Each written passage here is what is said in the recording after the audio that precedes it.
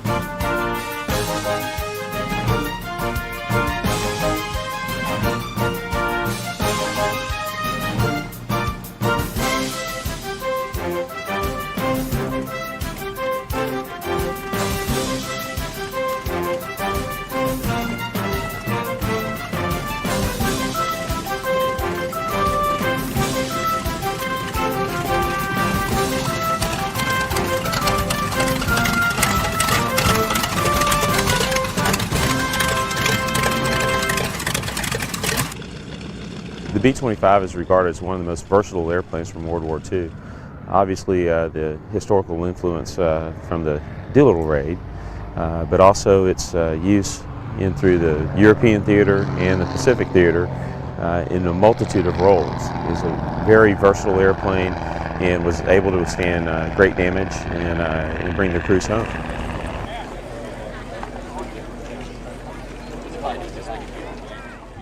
Well, I have about 75 hours in the B-25, and we have found that it's just a very easy airplane to fly, which probably leads to its versatility in World War II. Being able to do a multitude of missions and have many things adapted to it. The airplane is very honest. There's not a lot of surprises, and it just continues to be a wonderful airplane to fly in 65 years later.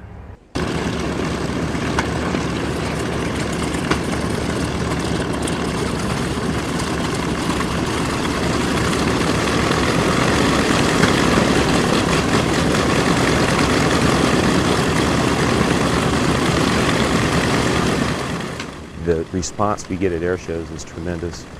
It's great having all the kids come up and they get a sticker, get to learn a little bit about the airplane. And just meeting the people has been just fantastic. I think probably the most moving and most rewarding thing that we've done is flying some of our severely wounded soldiers in San Antonio at the Brooke Army Medical Center. You can't even describe the emotions that went on that day, and their feeling when they got out of the airplane was just fantastic. And for us to be able to do something small as just fly a B-25 for them, and to have them react just like it was the biggest thing they've ever done in their life was just phenomenal. And it's not even any form of a repayment for the service that they've given to us. So we feel very fortunate to be involved, and hope that everyone enjoys little things that we do.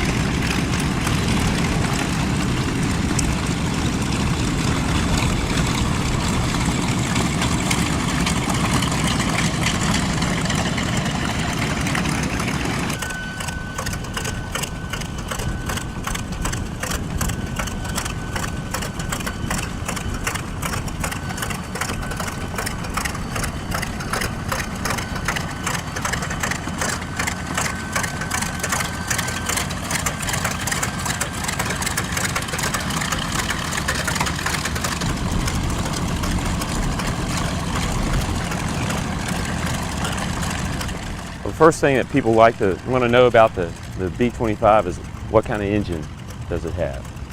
It has a Wright 2600 14-cylinder radial engine. Produces around 17 to 1750 horsepower.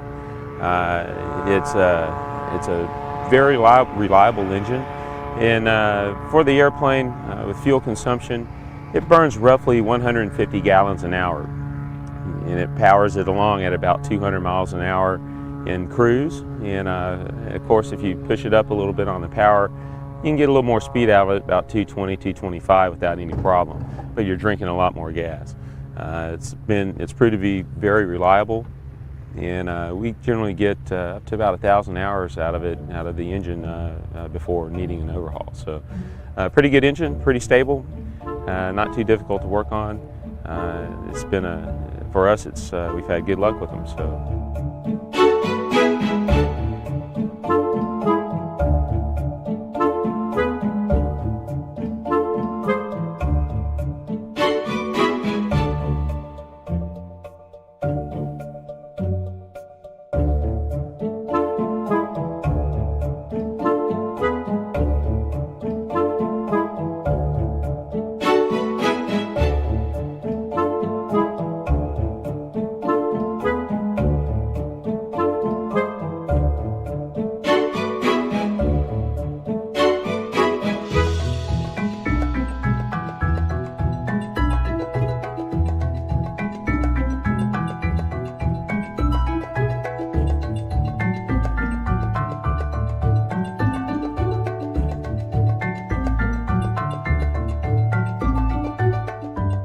A unique feature about the B-25 is its wing. If you're looking from the nose, the wing actually kind of dips down. It has a gull shape to it, kind of like a seagull's wing. The first B-25s out of the factory actually had a straight wing, and they found through flight tests that stability was lacking, especially on the bomb run. And so the engineers went to work and figured out a solution using a gull wing and took out all the dihedral of the wing, and stability was increased and made it a great flying airplane. Once again, something comes on the drawing board, looks good, flight tests it, it really doesn't work as advertised, and the engineers go back in and make a fix, and now you have the B-25 with the gull wing shape. It really sets off when you're looking at it from the nose.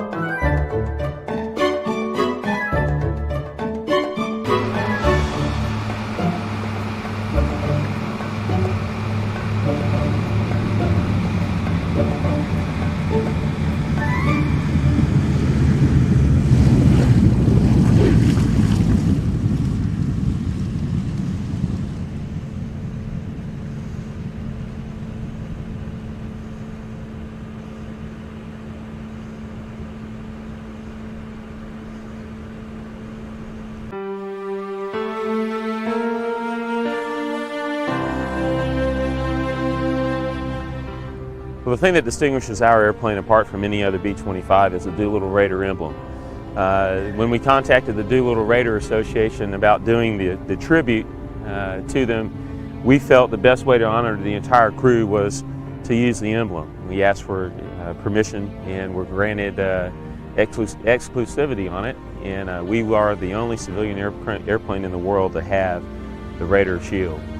We feel very honored about that, and it really sets the airplane off and memorializes the 80 men who flew into history on the raid.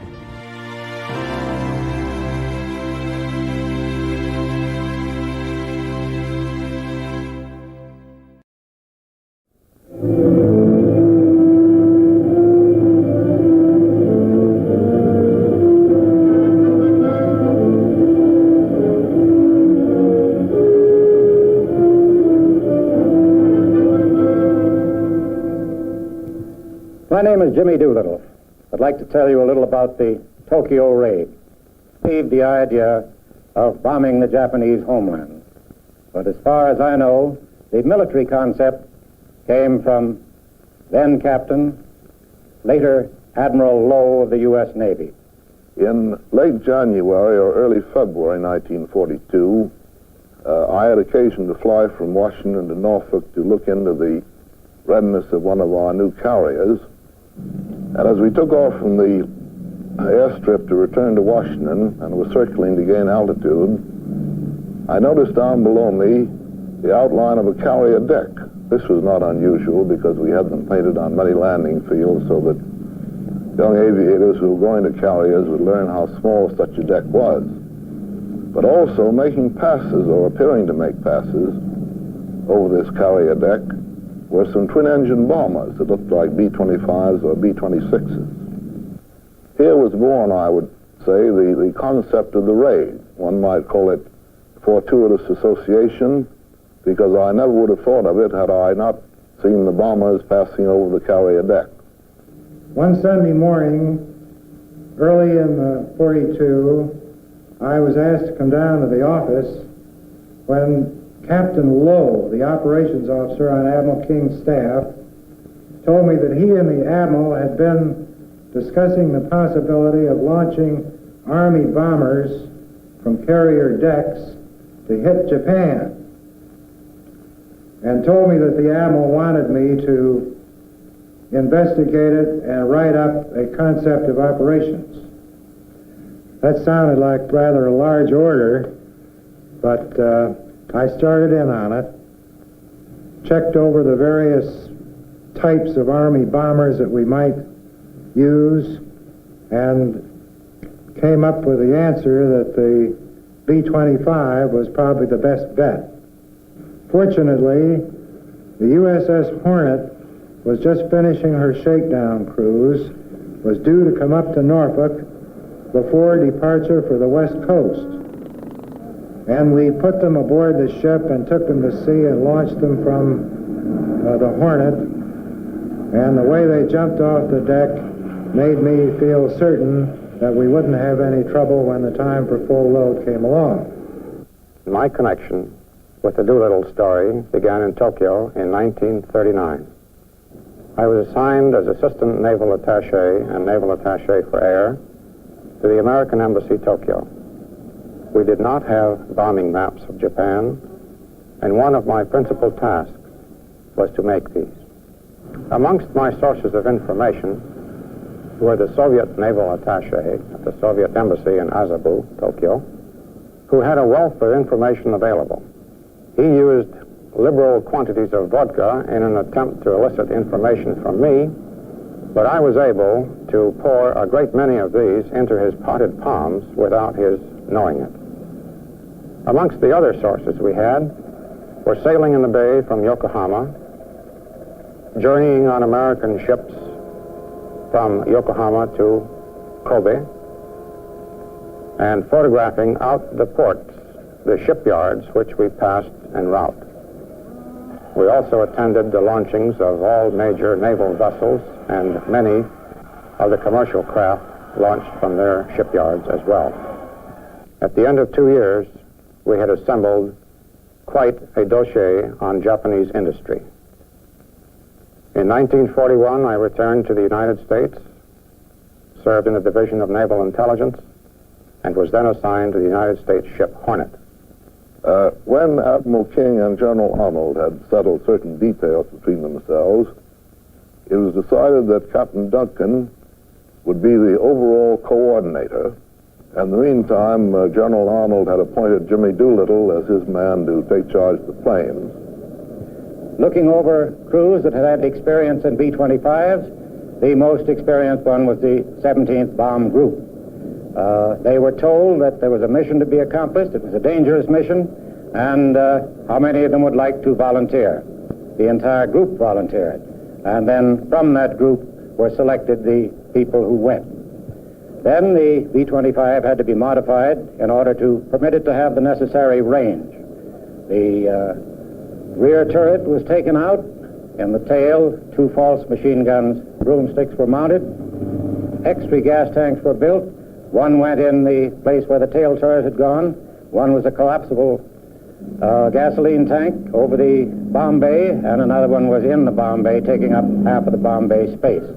After these modifications, the B-25 became admirably suited to the purpose for which it was redesigned.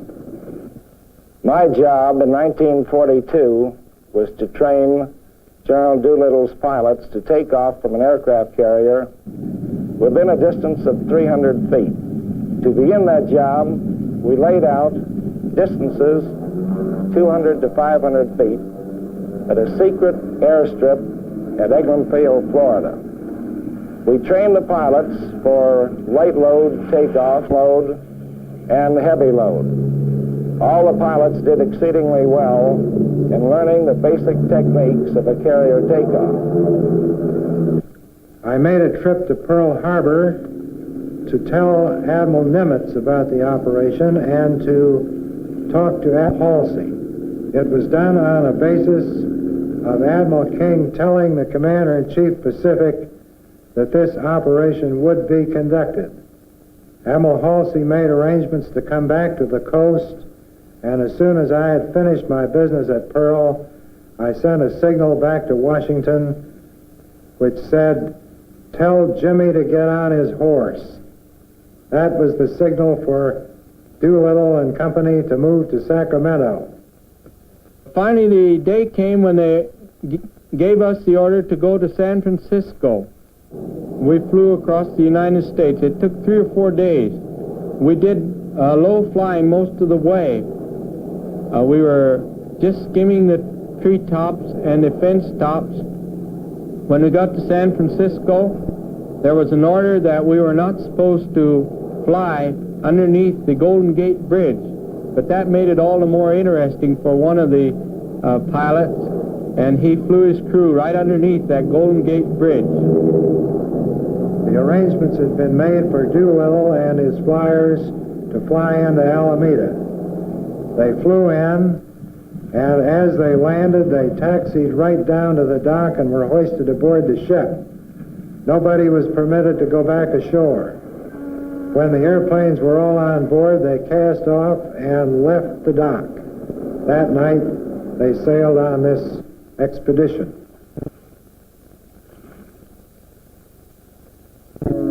On April 13, 1942, 11 days after her sailing, the Hornet, B-25's lashed to her flight deck, is joined by Task Force 16, which flies the flag of Admiral William Halsey on the carrier Enterprise.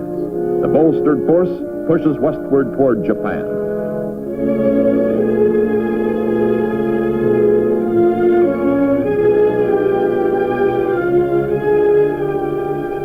Doolittle has told Bull Halsey he hopes to launch the strike 450 statute miles from Japan. 550 will be possible. Beyond 650, too far for overfly to China. For the crew, token physical training, memorizing "I am an American" in Chinese, the wrong dialect it later develops, poker, and endless briefings. During the briefings, I covered the locations of the Japanese industries, locations of anti-aircraft batteries, such wonderful aiming points as the Diet Building Tower and the 3 radio towers near the Navy Ministry in downtown Tokyo. I showed them where the Imperial Palace was and how to avoid that, and in general covered all the escape and evasion tactics which could be used to get in and get out in one piece. I felt that most of the pilots, with the exception of Colonel Doolittle, were far more interested in getting their aircraft off the flight deck of the Hornet than they were in any possible troubles they might encounter over Japan. We had various worries while on the carrier. One is that we might be intercepted by Japanese surface craft or Japanese aircraft.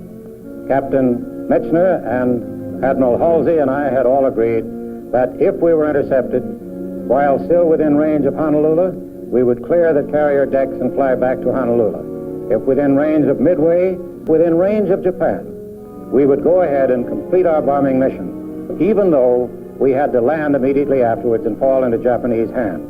This was the most serious eventuality that we had to consider. As soon as we entered Japanese waters, the aircraft were fueled and bombs were loaded. The bombs that went into Colonel Doolittle's aircraft had one addition. He attached to the tail fin of one of the 500-pound bombs a medal which the Japanese had given me in Tokyo in 1940. The morning of April 18th, 1942 dawned clear. A strong wind was blowing and there were heavy seas. They told us that we only had about 400 more miles to sail. By night, we would take off of the aircraft carrier. But just as someone had told us this, a fishing boat was spotted. And the order came for us to man our airplanes and clear the deck. We were afraid that the die had been cast and that the word had gotten to Tokyo that we were on our way. The two cruisers which accompanied us opened fire with their 15 6-inch guns, and a veritable volcano of water spouted all around the ship. The little trawler heaved up and down with the waves, and it wasn't until a good many salvos had been fired that she was dispatched. The worst thing that we could think about was taking off in a dead calm, because then we would have nothing but the carrier speed to assist us in takeoff.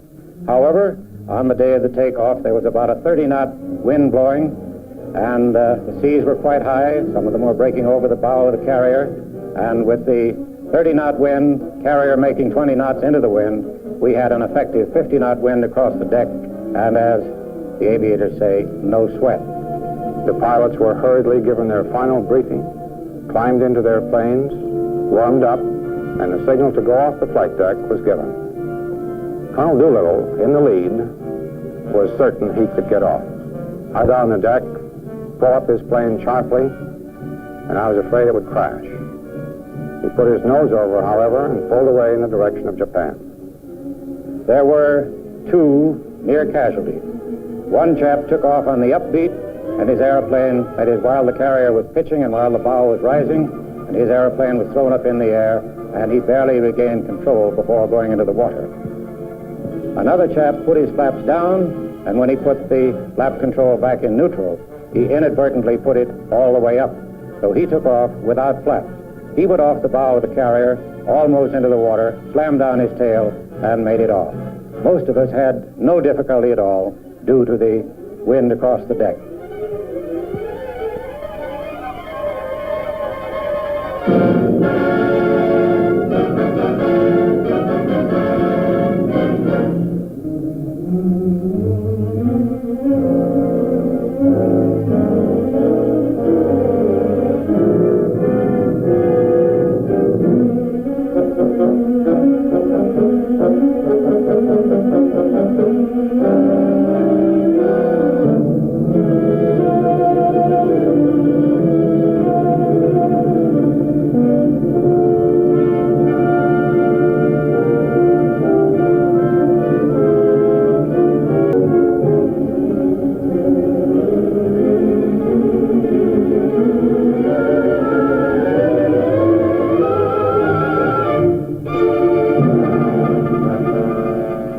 Captain Pete Mitcher watches 80 men and 16 planes streak toward Japan. Not 450 miles away, not 550, but because of the trawler, 650 miles away.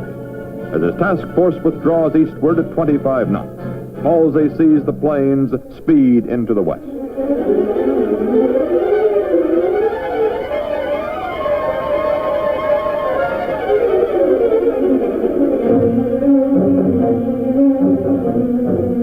As soon as all the aircraft were airborne, I walked up to air block, turned on the radio to the Japanese broadcast frequency, and sat there with my earphones on. We found out that there was a Japanese air defense exercise being conducted at this time, and I have no doubt whatever that this air defense exercise allowed our aircraft to slip in without exciting the Japanese radar operators. This fantastic coincidence, a practice air raid drill which will end just before the Doolittle strike at noon, not only will help the planes slip in and get away, but will fool many into believing that the American planes, even the Japanese ack-ack to follow, are all part of the same thing, a mock alert.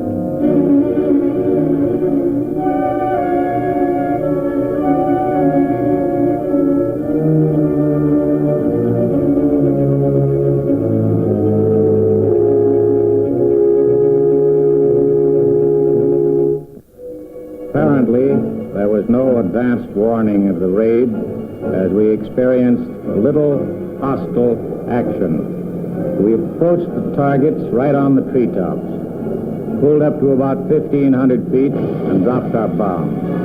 1,500 feet was the lowest altitude from which we could bomb without danger of damaging our own ships with the bomb. We then returned to a low altitude, maneuvered evasively, and went on. We should like to have remained around to see exactly what had happened. This was impossible, as we were in a hurry. We came in from over in this direction. We were flying around over in that way, and then there was three gas tanks over there. We dropped our bombs on those three gas tanks. I can see them from here. We flew up this way, right up to this place where I'm standing, right over this place. And there's a place over here that we thought was a aircraft factory, but it turned out later to be division headquarters. And they had a depot there, and they had a lot of animals and different things stored here, and there was some hay.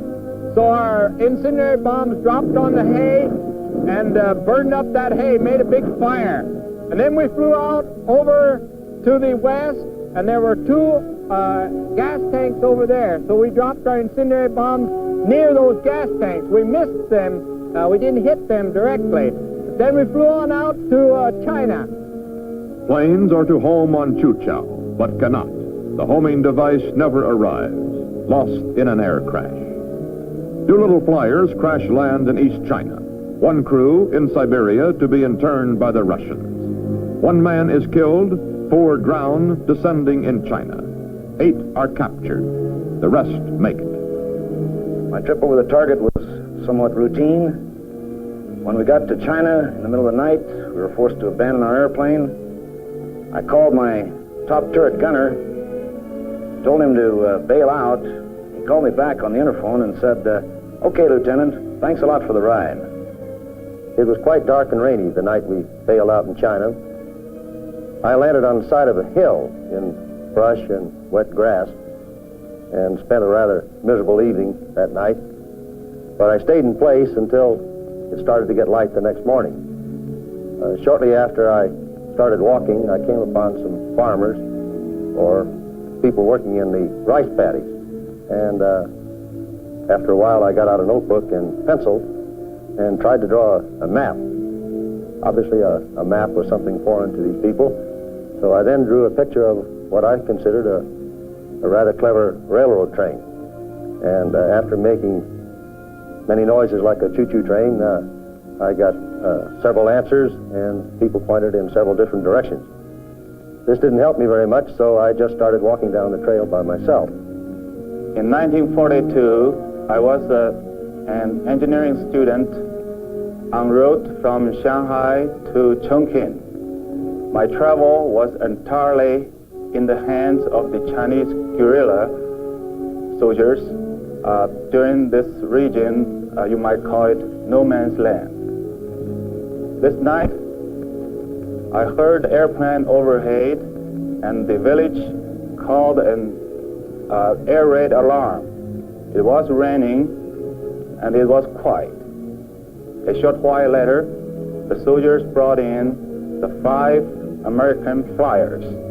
That was the Colonel Travis Hoover's crew. From there on, I acted as their interpreter. I did not realize how close and how dangerous it was, because I was told the Japanese soldiers were trailing us only about 10 miles behind us. If I should be caught by them, I know I would be beheaded. Survivors make their way to Chongqing to be decorated by Madame Chung. Doolittle, spot promoted to Brigadier General, later will receive the Medal of Honor. The raid from Shangri-La, FDR's description, boosts Allied morale tremendously. Although damage to Japan is slight, loss of face is considerable. Meanwhile, 8 captured Doolittle flyers are harshly treated. 3 will be executed after drumhead trials. 1 will die of malnutrition in prison. Jacob DeShazer will make a solemn vow. If he survives, he will return to Japan, to Nagoya, the city he bombed, and preach the word of God. Today, Jacob DeShazer, Methodist missionary, is in Nagoya with his wife, his 5 children, and with his faith. 多くの人々が尋ねられます。十字架はどんな意味を持つのですか。そして立って賛美歌162番を歌いましょう。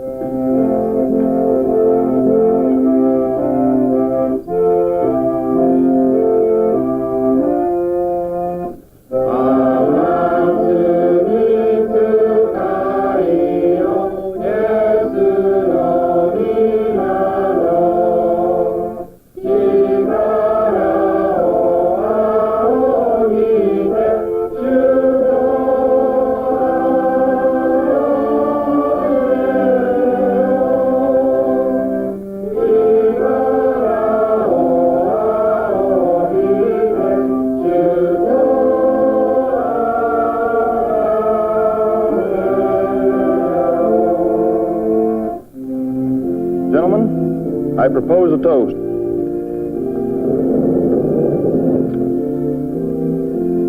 To those who gave their all in the success of our mission in 1942, and to those who have since joined them. Our fondest memories, sincere appreciation, and gratitude. May they rest in peace. Those who have gone.